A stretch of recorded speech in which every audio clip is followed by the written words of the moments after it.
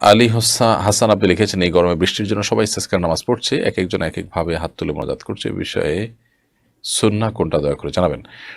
দেখুন, ইস্তেসকা সালাত বা বৃষ্টি প্রার্থনা সালাতের মধ্যে নবী সাল্লাল্লাহু আলাইহি ওয়াসাল্লাম হাত উল্টো দিকে রেখে, হাতের তালুকে নিচের দিকে রেখে আর পিঠকে উপর দিকে রেখে দোয়া করেছেন বলে সহিহ মুসলিমে বর্ণিত হয়েছে।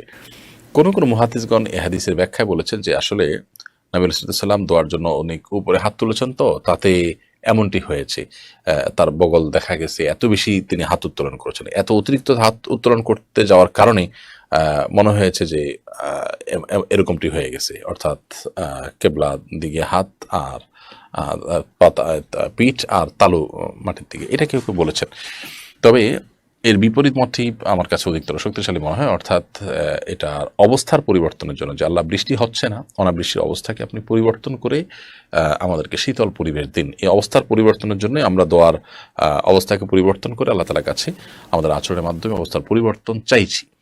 সেই জায়গা থেকে নবী করিম সাল্লাল্লাহু আলাইহি ওয়াসাল্লাম এভাবে করেছেন।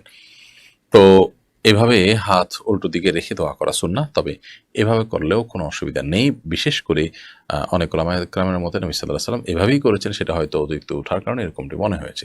এই ২ রকমের ব্যাখ্যাই রয়েছে। তবে অর্থাৎ হাত উল্টে দোয়া করাটাই হলো অধিকতর যুক্তিসঙ্গত এবং হাদিসের সুস্পষ্ট বর্ণনা দ্বারা বোঝা যায়।